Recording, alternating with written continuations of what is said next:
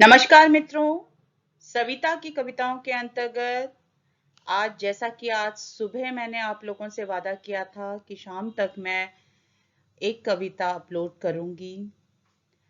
आज का जो दिन है उसी पर मैंने ये कविता लिखी है। तो आज का जो शीर्षक है वो है एंटी चाइल्ड लेबर डे, क्योंकि आज 12 जून है और 12 जून को यह दिन मनाया जाता है, एंटी चाइल्ड लेबर डे। मनाना क्या कहेंगे, खुशी की चीज मनाई जाती है, पर जैसे मैंने पहले भी बताया था कि मदर्स डे हो गया और बहुत सारे ऐसे दिन हो गए। हम क्यों मनाते हैं एनवायरमेंट डे और ये सब? क्योंकि इन सब चीजों की जरूरत आन पड़ी है। ये बहुत सारी चीजें जो होती हैं अपने लेवल से ऊपर चली जाती हैं, एक्सीड कर जाती हैं। जैसे बच्चों का काम करना भी एक हद तक बहुत आगे बढ़ चुका था। आजकल भी बच्चे काम कर रहे हैं। अगर आप अपने घरों के आसपास नजर डालेंगे तो आपको बच्चे काम करते नजर आएंगे। तो हमें यह दिन बनाया गया, एंटी चाइल्ड लेबर डे। आज की कविता थोड़ी सी संजीदा है, दिल को छूने वाली है, क्योंकि यह कविता लिखते समय ही न जाने कितनी बार मेरी आंखों में भी आंसू आ गए थे। आपको जैसे दिख रहा है, छोटे छोटे बच्चे काम पे लगे रहते हैं, पढ़ने नहीं जाते हैं। उनका जो बचपन है वो बहुत ही सीरियसनेस में निकल जाता है। बचपन कहाँ खो जाता है वो खुद नहीं जानते। कब जवान और कब बूढ़े हो जाते हैं पता नहीं है। जब भगवान ने हम सबको जीवन दिया है तो सबको बराबर का हक है कि हर तरह की खुशियां मनाएं, बचपन जिए, जवानी जिए, बुढ़ापा जिए। तो आइए हम सब लोग ये कसम खाएं कि हम बच्चों का शोषण नहीं करेंगे और जिसमें जितना सामर्थ्य है उसके अकॉर्डिंग आप बच्चों के लिए दान दीजिए, पुण्य कीजिए। तो मेरी कविता कुछ इस प्रकार है।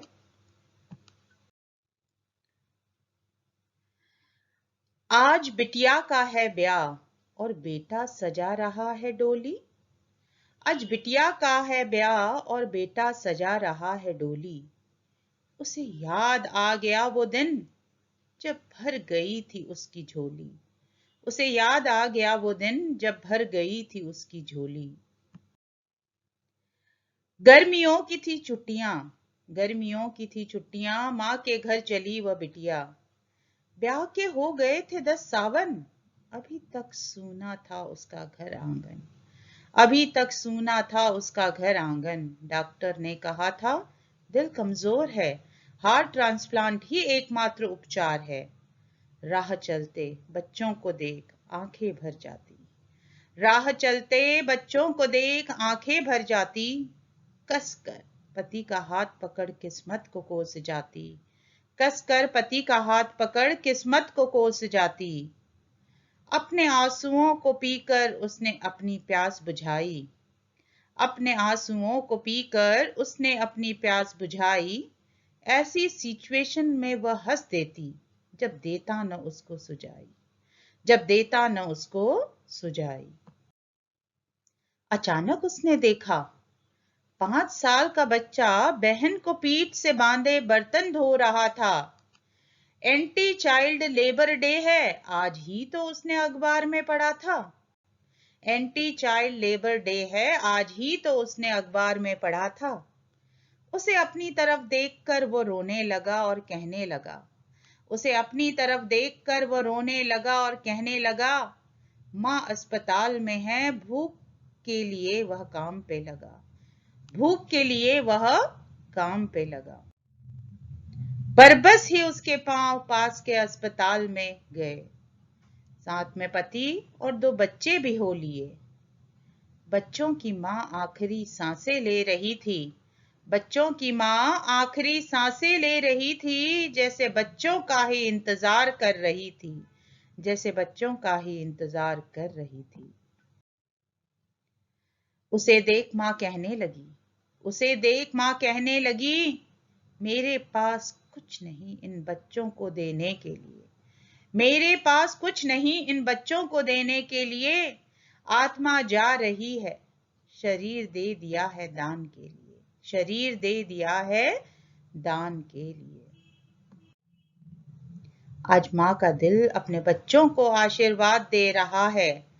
आज माँ का दिल अपने बच्चों को आशीर्वाद दे रहा है और सारा परिवार ईश्वर को शुक्रिया अदा कर रहा है। और सारा परिवार ईश्वर को शुक्रिया अदा कर रहा है। धन्यवाद मित्रों।